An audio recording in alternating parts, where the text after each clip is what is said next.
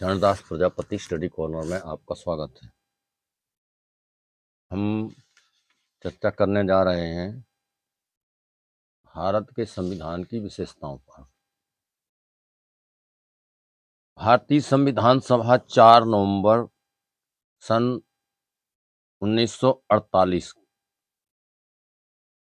ये संविधान मसौदा समिति का कार्य निरंतर जारी रहा। मसौदा 8 माह तक लोगों के सुझाव, सुधार तथा अपेक्षा दर्ज कराने हेतु उपलब्ध था। इसके बाद 4 नवंबर 1948 को संविधान सभा के पटल पर बहस के लिए रखा गया। इस दौरान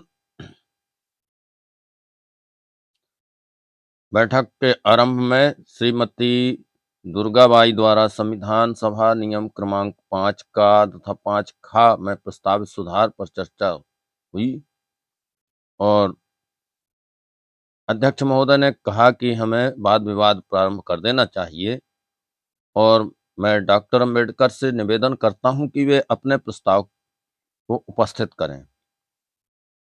तो माननीय doctor B R. Ambedkar ji Bombay general से उन्होंने कहा, अध्यक्ष महोदय, मसौदा समिति द्वारा तय किए हुए विधान के मसौदे को मैं सभा के समक्ष उपस्थित करता हूं और प्रस्ताव करता हूं कि इस पर विचार किया जाए। तारीख 29 अगस्त 1947 को विधान परिषद ने एक प्रस्ताव पास करके मसौदा समिति को नियुक्त किया था और इस मसौदा समिति के अध्यक्ष रहते हुए बाबा साहब ने जो कार्य किया वह सभी जानते हैं। संविधान का निर्माण कार्य हुआ। चर्चा के दौरान बाबा साहब डॉक्टर भीमराव अंबेडकर जी संविधान की विशेषताएं स्पष्ट करते हुए बताते हैं कि प्रस्तावित भारतीय संघ की एक और विशेषता है। कुछ विशेषताओं की चर्चा पिछले वीडियो में की जा चुकी है। अब हम एक और विशेषता की बात करते हैं जिसके कारण यह और संघ राज्यों से भिन्न है। संघात्मक राज्य का आधार है दोमुखी राज्य व्यवस्था, जिनके बीच कानून निर्माण, शासन प्रबंध, न्याय संबंधी समस्त अधिकार बटे रहते हैं। इस अधिकार विभाजन का अनिवार्य परिणाम यह होता है कि कानून शासन एवं न्याय के संबंध में राज्य में एकरूपता नहीं रहती, विभिन्नता पैदा हो जाती है।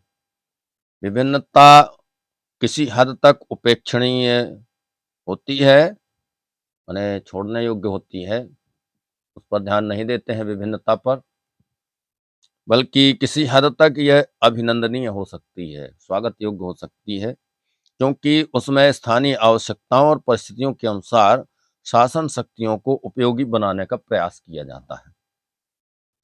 किंतु जब यह विभिन्नता एक निश्चित सीमा से आगे चली जाती है तो उससे अव्यवस्था पैदा हो सकती है और कई संघ राज्यों में इससे अव्यवस्था उत्पन्न हुई भी है। मान लीजिए हमारे संघ में 20 प्रादेशिक राज्य हैं। अब आप जरा कल्पना करें कि हमारे यहाँ विवाह, तलाक, उत्तराधिकार के परिवार संबंध, संविदा, शारीरिक या सांपत्तिक क्षति, अपराध, माप, बिल और चेक, बैंकिंग और व्यवसाय, न्याय प्राप्ति की पद्धति तथा शासन संबंधी पद्धति एवं व्यवस्था के संबंध में 20 भिन्न भिन्न कानून हैं। जितने राज्य हैं उन सबके अलग अलग कानून हैं। तो यह विभिन्नता कितनी असुविधाजनक है। यह स्थिति न केवल राज्य को ही कमजोर बनाती है बल्कि यह नागरिकों के लिए भी असह्य हो जाती है, बहुत तकलीफदेह होती है। वह एक स्थान से दूसरे स्थान तक पहुंचते हैं तो यह पाते हैं कि पहले स्थान पर जो वैध था वह यहाँ अवैध है, गैर कानूनी है। इस मसौदे ने ऐसे उपाय और प्रणालियों का अवलंबन किया है जिनसे भारतीय राज्य संघात्मक राज्य होने के साथ साथ उन सभी मामलों में एकरूपता रखेगा जो राज्य की एकता को स्थिर रखने के लिए आवश्यक हैं। इस प्रयोजन के लिए मसौदे में निम्नलिखित 3 उपाय अपनाए गए हैं। 1. राज्य भर में एक न्याय व्यवस्था। 2. मौलिक विधियां तथा व्यवहार एवं दंड संबंधी विधियों में एकरूपता। और 3. आवश्यक पदों पर नियुक्ति के लिए समस्त देश में एक लोक सेवा। संघात्मक राज्य में द्विमुखी राज्य व्यवस्था का होना निश्चित है और ऐसी द्विमुखी राज्य व्यवस्था के अंदर न्याय, विधि संहिता और लोक सेवा, इन तीनों में द्वैत्व का आना माने दो मत का होना, जैसा मैं पहले बता चुका हूं, स्वाभाविक है। अमेरिका में संघीय न्यायालय तथा राज्यों के न्यायालय दोनों एक दूसरे से अलग और स्वतंत्र हैं, फ्री हैं। भारतीय संघ में द्विमुखी राज्य व्यवस्था तो है, पर उसमें न्याय व्यवस्था 2 प्रकार की नहीं होगी। इसमें एकरूपता ही रहेगी। विभिन्न उच्च न्यायालय तथा सर्वोच्च न्यायालय दोनों संयुक्त रूप से एक अखंड अविभाज्य न्यायालय हैं, जिन्हें संवैधानिक विधि, व्यवहार विधि और दंड विधि से, यहाँ विधि का तात्पर्य कानून है, अर्थात संवैधानिक कानून, व्यवहार कानून और दंड के कानून से संबंध रखने वाले सभी मामलों में सुनवाई तथा व्यवस्था देने का अधिकार रहेगा। ऐसा इसलिए किया गया है कि न्यायालयों के फैसलों में उनकी व्यवस्थाओं में भिन्नता न रहे। एकमात्र कनाडा ही एक ऐसा देश है जहां ऐसी समानांतर व्यवस्था है। ऑस्ट्रेलिया की व्यवस्था केवल इसके निकट तक पहुंच पाती है। इस बात का प्रयास किया गया है कि जो कानूनों में जो नागरिक और सामाजिक जीवन के आधार हैं, कोई विषमता न रहने पाए।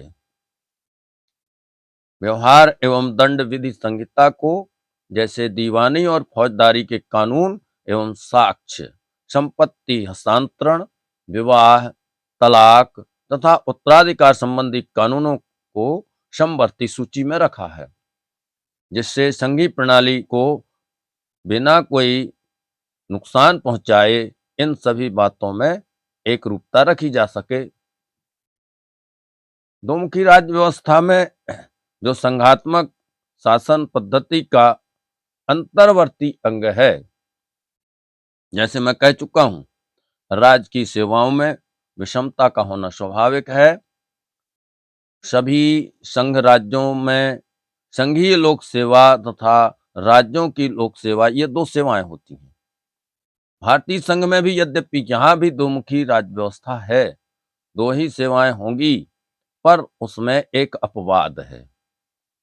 यह मानी हुई बात है कि सभी देशों में शासन संबंधी कितने ही ऐसे पद होते हैं जो शासन स्तर को समुन्नत रखने के विचार से बहुत महत्वपूर्ण कहे जा सकते हैं।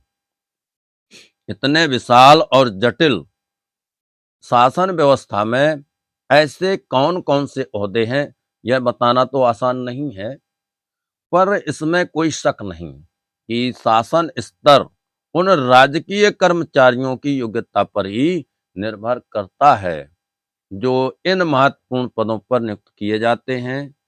सौभाग्य से हमने अपने पूर्ववर्ती सरकार से ऐसी शासन पद्धति प्राप्त की है जो समस्त देश में एक सी है और हमें यह मालूम है कि वह महत्वपूर्ण पद कौन कौन से हैं। प्रस्तुत विधान में इस बात की व्यवस्था है कि प्रादेशिक राज्यों को अपनी लोक सेवा की रचना के अधिकार से वंचित न करते हुए एक अखिल भारतीय लोक सेवा रखी जाएगी, जिसमें समस्त देश के समान योग्यता के व्यक्तियों को समान वेतन तालिका पर भर्ती किया जाएगा और इस लोक सेवा के सदस्य ही समूचे संघ में सभी महत्वपूर्ण पदों पर नियुक्त किए जाएंगे। अपने प्रस्तावित संघ की मुख्य विशेषताएं यही हैं जिनका मैंने उल्लेख किया है। तो यह टॉपिक यहाँ पर समाप्त हुआ। अगले टॉपिक में फिर मिलेंगे। तो इससे पूर्व मैं ध्यान दिलाना चाहूँगा कि यदि आप चैनल पर नए हैं तो चैनल को सब्सक्राइब करें, वीडियो को लाइक और शेयर करें, कमेंट बॉक्स में कमेंट अवश्य करके हमें बताएं कि यह वीडियो आपको कैसा लगा। धन्यवाद।